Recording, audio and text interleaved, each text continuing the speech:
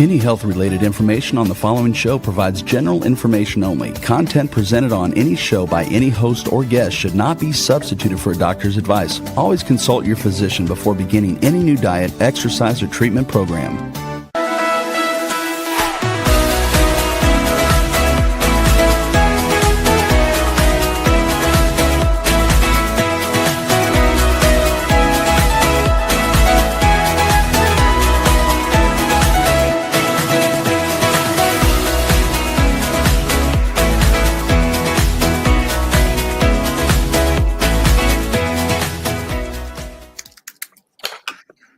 Hello, this is 5 to Thrive Live. I'm Dr. Lisa Schuler, and I'm joined by my awesome co-host, Karolyn Gazella. Karolyn, how are you today? I am doing great, Lise. How are you? A little bit frazzled, to be honest. I've been on time all day, which is a little unusual for me, as you may or may not know. And then right until now, that was a little bit late. And so, I could not have a perfect track record today. It just didn't work out. Yeah, that's okay. Well, it's after the holiday and you're easing back in, and I totally get it. I totally get it. Well, I appreciate your grace. Thank you. You bet. Okay, so what is our topic today, Lise? We are going to talk about the liver, and I love this topic. I have a little confession to make, which is that if I had chosen not to become a naturopathic physician, and if I had further chosen not to specialize in naturopathic oncology, I think I might have specialized in hepatology, which is the study of liver disease, only because the liver is so fascinating and so integral to our health and well-being. And I think that particularly in the world in which we live, where there's so many toxic insults, the liver has become even more and more important. So we're going to dive in and talk about the liver. Oh, I love this topic. But first, let me go ahead and thank our sponsors. So let's begin with Amuse, a unique patented postbiotic that gives your immune system a key advantage. Amuse is an ingredient in many immune-supporting dietary supplements. Look for Amuse on the label or go to amusehealth.com for more information. Also, Cognizin Citicoline, which is nature's way of keeping the brain's energy-producing centers firing on all cylinders. If you're looking for a way to enhance your brain function, including memory, focus, and attention, look for Cognizin on the label or go to cognizin.com for more information. ProThrivers Wellness Brain is a product that contains Cognizin as well as other brain-supporting nutrients and herbs. You can find ProThrivers Wellness Brain online at pureformulas.com. There's also ProThrivers Wellness Sleep, which combines higher dose melatonin and other sleep-supporting natural ingredients specifically designed for thrivers. You can also find ProThrivers Wellness Sleep at pureformulas.com. And Dr. Ohhira's Probiotics, it's a best-selling probiotic for more than 30 years, and it contains 12 probiotic strains that are shelf-stable, so no refrigeration is required because of a unique 3-year fermentation process. It's a very effective probiotic. Learn more at DrOhhiraProbiotics.com. Yes, indeed. We love our sponsors. And Karolyn, you know what? I'm going to have you start us off because I bet in preparation for our show tonight that you've stored up some fun facts about liver function. So lay it on us. What you got? Oh my gosh. I'm with you. I think the liver is really fascinating. I think one of the most fascinating facts about the liver is that if part of it is removed or damaged, it actually grows back to its original size. Now that's fascinating. But here's the thing that I didn't know, Lise. It's also constantly renewing itself. So no matter how old you are, most liver cells are replaced every 3 years. It's like getting a new liver every 3 years. Now that's really cool. It's also the largest solid organ in the body, but it's also considered a gland because it produces hormones and other chemicals. The liver is involved in more than 500 different critical functions in the body, everything from filtering toxins to regulating blood sugar levels and a lot more. But when I think of the liver, as you mentioned in the beginning, I think of the most important role it plays is in detoxification because it breaks down and filters out harmful substances. So the liver is one of the most hardworking organs in the human body. So I think this is a fascinating organ, and I'm wondering, Lise, did I miss anything? And I heard you say, about the Yeah, I didn't know that the liver regenerated itself basically within every 3 years. That's very interesting to me. And I think that that's probably true unless a certain degree of disease sets in and it gets scarred, or yes, what we call fibrosis. But that's so interesting. So yeah, that was my So yeah, yes, let's see what else. There's these cells in the body called macrophages. They're like the roving eyes of the immune system. So they're constantly on the alert for threats, and many of them sit out in organs and tissues. And 80% of those cells are in the liver. They're called Kupffer cells in the liver. So mm-hmm. that makes the liver really important in our immune functioning, both in terms of identifying threats, but interestingly, the role of the immune system in the liver has a lot to do with controlling an overactive immune response, so reducing sort of an immunoinflammatory response. And you mentioned the liver is very active metabolically. It has to do with maintaining our iron levels. It plays a role in vitamin A storage. It has a very lot to do with blood sugar regulation and fat distribution and fat metabolism. So it's actually very integral to kind of energy production and nutrient homeostasis. Mm. So, with that all being said, the liver's clearly got its fingers, so to speak, in a lot of pies. So, where should we go next? Well, you know what? I'd like to ask you a few questions about liver function as it relates specifically to cancer treatment and recovery. And I'd like to start with treatment. So, Hmm. why is liver function so important during cancer treatment? So, chemotherapy, especially, is a toxic. Usually, it carries quite a bit of toxicity with it, so it needs to be detoxified. And the toxicity is something we rely on. We want it to be toxic to cancer cells, but of course, the toxicity to healthy cells can be problematic. So, the liver is very important to help manage some of that toxicity, help kind of clean up some of the inflammatory residual toxic reaction. It's also true that most of the chemotherapeutic drugs are what we call lipophilic, so they're fat soluble, which means they are readily taken up by the liver. So when people are getting chemotherapy, the majority of people, like over 80% of people getting during the time of chemotherapy, because all that uptake in the liver, their liver gets a little bit inflamed, and it's a condition called steatosis. And this is something that's reversible, but during the time that the liver is overwhelmed, let's say, with some of the toxic chemical metabolism and this fatty deposition that happens in the liver, that can impede liver function. So then when people are getting chemotherapy, because their liver's under duress, basically all the other things the liver does, maintaining blood sugar, maintaining fatty acid balance, maintaining iron stores, maintaining immunity, all of that becomes somewhat compromised. So that's why the liver and liver health and supporting liver is so critical during chemotherapy. Okay, perfect. And before we get to those practical strategies, what about after treatment? How can the function of the liver influence recovery and healing from cancer? Well, I guess I would say, first of all, that there are some people that are more susceptible to developing this liver toxicity during chemotherapy. So these would be people who are older, people who have poor nutritional status, people who have other underlying diseases. There's certain genetic predispositions, people who are also taking medications that have liver toxic effects. So as people are recovering from the additional liver toxicity from chemo, it's important to look at those risk factors and to address any one that we can. So really look very carefully at nutritional status as a way to help recover the liver function. Look very carefully at whether there might be some other drugs or diseases that could be modified. Look at alcohol use, which is certainly a cofactor in that, and assess liver function and make. So I guess the shortest answer is to prioritize this. And I say this because, surprisingly, because it's so common, sometimes things that are common get sort of brushed aside. And there are many people that I have in my practice who have been through their oncology treatment, whose liver enzymes remain maybe just a little bit elevated, not alarmingly so. And the response is, don't worry about it, your liver will recover. But it's that recovery period of time which is sort of extends this window of susceptibility to things. And I think there's a lot we can actually do to get that liver back on track sooner, faster, and even stronger.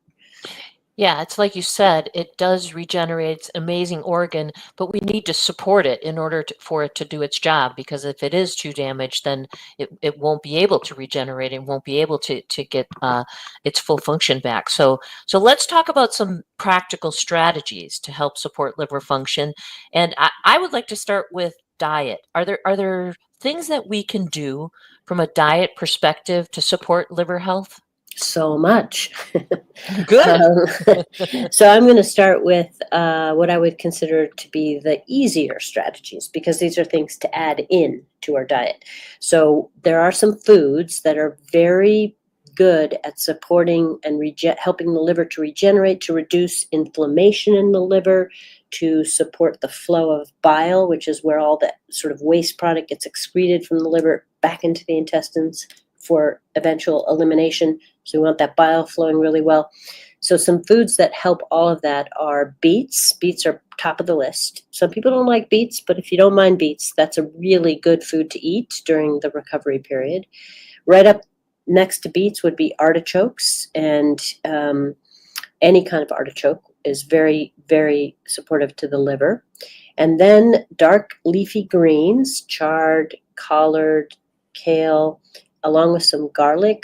These are all foods that are very supportive to liver recovery. So that would be the first sort of area of intervention. And along with that addition of those healthy foods, it's important to recognize that during this acute phase, or this sort of more intensive phase of liver recovery, it is really helpful to reduce carbohydrate intake, specifically simple or refined carbohydrates. So this would be a good time. A lot of people, when they're getting chemo, they just have terrible appetite. It's hard to eat. So they just go to comfort foods, which are often pastas and breads and things. I get it. But after chemo, when appetite starts to return, it's really important to sort of let those foods go to give the liver a better chance at regenerating itself and balancing its blood sugar balancing actions. And that in turn could contribute to some weight reduction if there's been some excessive weight gain, which also helps the liver quite a bit. And then the final thing I'll say in terms of diet is it's very important to have a healthy microbiome to help support liver function. And so from a diet perspective, eating fiber from whole grains, fruits, vegetables, as many different kinds of fruits and vegetables as possible to maintain that microbiome diversity. And then also incorporating some prebiotic or fermented foods like bok choy and sauerkraut and cultured yogurt. These are all things which help to build a healthy microbiome, which in turn supports liver health. Okay, that makes a lot of sense. What about our lifestyle? Are there things that we can do from a lifestyle perspective to impact the liver? Yes. So the first one is one of your favorite topics. So you might want to speak a little bit more to this, but and some strategies, but is the importance of sleep. Most of the liver activity happens actually during sleep. So making sure we get enough time asleep is really important. And then during the day, like everything, exercise is very important to maintaining or encouraging good blood flow, good metabolism of sugars and fatty acids. So those would be the two kind of key lifestyle things. But I don't know if you want to talk a little bit about sleep. Yeah, because it makes a lot of sense to me, because we know that lack of sleep will negatively impact blood sugar levels. It will make us inflamed. We will gain weight. Our immune system will not function properly. So it makes a lot of sense that sleep would in fact impact liver health. So that's a good one. Yes. And actually, I should mention one other thing, which is the ubiquitous unraveler of health, and that's stress. There's actually been some research that links high levels of stress and the hormonal disruptions that occur under chronic stress with impaired liver function. And so like every organ, when we're under chronic stress, our body just doesn't function optimally. And so it's very important to also engage in regular stress management. I mean, these are all common sense things, but, looking at it through the lens of preserving liver health might add just, one little extra piece of motivation to get people engaging in these habits more regularly. Yeah, and speaking of habits, we like to talk a lot about movement. Is there any direct connection between exercise and physical activity and liver function? Yes. So I mentioned steatosis, which essentially is the liver, the ability of the liver to handle the flux of fatty acid, sort of storage and then breaking apart into energy, gets disrupted when it's under toxic assault. And with that, you get this fat accumulation in the liver. That's the steatosis that happens when, in the majority of people getting chemotherapy, hopefully temporary, right? But one of the things that is most impactful in reducing fat accumulation in liver is, in fact, exercise. And this has been probably best studied in a different circumstance, but there are, like in a young person, a child who has excess weight, they often will have fatty livers, which sets them up actually in some ways for a lifetime of chronic disease because of all the ways in which the liver's involved in metabolism, blood sugar regulation, inflammation, immunity, etc. So one of the really important things to do for kids that have excess weight, even if they're still working on the weight loss, is to get them active so that they can start basically metabolizing their fatty acids more effectively and start relieving some of that fat storage in the liver. Right, and we all know that movement, physical activity, being out in nature, all those things are great stress relievers. And you mentioned stress. When you're talking to your patients, do you like to provide them with some options for stress management, or do you kind of let them figure out what resonates most with them? Yeah, I mean, it's a good question. I think it depends on the person's own experience. Many people have a history of successful stress management. Perhaps they've just fallen off that habit. So it's really just reacquainting them with their own discoveries in the past. Some people really have never prioritized it. They've tried one form of meditation. They come away thinking they can't meditate. So it's about introducing them to other ways to be mindful. Some people are most mindful when they're moving, so it's really about introducing them to mindful activities or, as you said, being out in nature. So I think mostly it's when people are stuck about finding a strategy that they can stick with and that makes a difference for them that I would give them suggestions. That makes a lot of sense. All right, I'd like to move on to herbs and nutrients, but I have a question for you. Do you have like an overarching philosophy when it comes to utilizing herbs and nutrients for liver health? Are there some general rules that you follow or just some philosophies that you have regarding using supplements?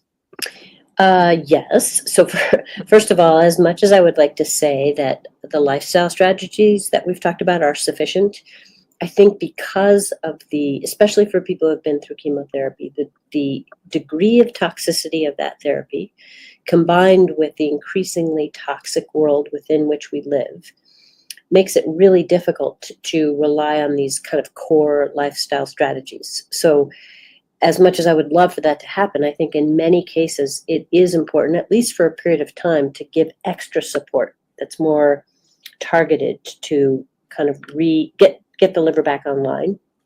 So I first of all would say, as a general rule, I believe in the value of supplementation in this situation. Secondly, because we're dealing with toxicity, it's very important that people obtain high quality supplements. The last thing we want to do is have somebody take a supplement that is going to be poorly made and maybe contaminated itself. So this is where, generally you would want to utilize the experience of a qualified healthcare practitioner, a naturopathic doctor, an integrative medicine provider with training, somebody that can guide you to good brands.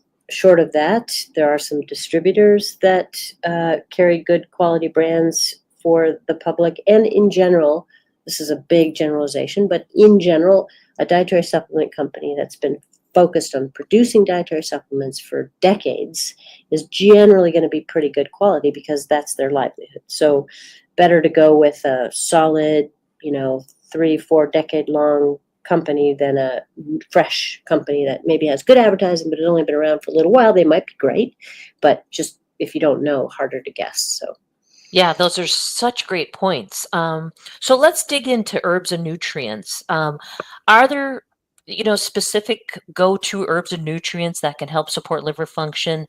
And maybe you can also talk about cautions associated with each specific herb or nutrient that you bring up.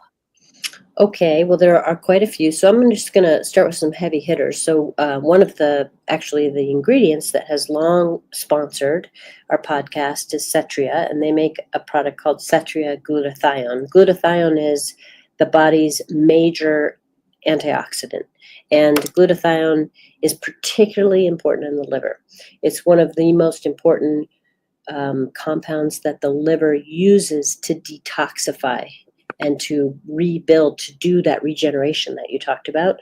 So glutathione is very important. Now, as a caution, there are some chemotherapeutics and even some types of radiation that would make glutathione contraindicated because it is an antioxidant, and some of those therapies are oxidative in nature. So we don't want to use necessary glutathione during treatment, but once treatment is over, glutathione is invariably depleted in people and certainly in their livers. So that would be one of the first things I would consider, is to use a glutathione supplement. And you can get glutathione in your diet if you eat fresh foods, fresh fruits, fresh vegetables. Those all have glutathione in them, so that's great to do. But again, after chemo, this is a time when the depletion is so significant, I would, in fact, recommend supplementation. So that's my first one. Yeah, and I like that one. And I always, when I'm talking about glutathione, I think it's always important to bring up the fact that Cetria in particular is the brand that were in the studies.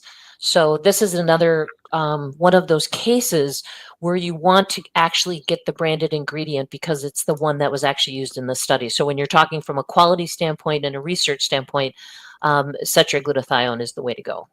Yes. So then next, I'll kind of switch around a little bit here and there, but I want to talk about a botanical or an herb that's very, very important. Every integrated practitioner, naturopathic doctor, herbalist knows about this herb and thinks of it first and foremost for liver health, and that's called milk thistle, or it's also called St. Mary's thistle or blessed thistle. The botanical name is Silybum marianum. This is a plant that it's in the thistle family, obviously, and we use the extract from the seeds medicinally. And this is basically a nature's engineered solution to poor liver health. So milk thistle is very good at restoring liver health. It actually works in conjunction with glutathione, the compounds in milk thistle, which is called silymarin for those biochemists on the podcast. But silymarin flavonoid complex works in conjunction with glutathione to deal with oxidative stress. At the same time, these compounds in milk thistle stimulate the cells in the liver that are responsible for regenerating the liver, and also help to, through other mechanisms, repair damage that has occurred to liver cells. So it kind of addresses the toxicity on every front. Now, because it's so active in the liver, some people get concerned that it might interfere with medications, for example. But it's actually been studied in human, what we call pharmacokinetic studies. These are studies in human volunteers where they give the human volunteer a drug which the researchers know is metabolized through the liver, and that things that might interfere with its metabolism would therefore affect the marker of these drugs, the metabolites of these drugs. And in those studies, milk thistle does not interfere with those drugs. So it's considered to not have clinically relevant drug-herb interactions, even though in the preclinical, the studies in the Petri dishes, you see those interactions. So it gets confusing. Patients are given confusing messages about this. But I want to be very clear that what's studied in the Petri dish is not what the liver sees, because like every botanical, you ingest a botanical, then your microbiome munches on it, and then you kind of absorb components of it, which is different than what's studied in the Petri dish. And once it gets into that form, plus the amount that you're taking, it just doesn't produce interference. So that's kind of one myth I'd like to clear up because it's such an important herb for restoring liver health. Yeah, and the research is just phenomenal with milk thistle. Yes.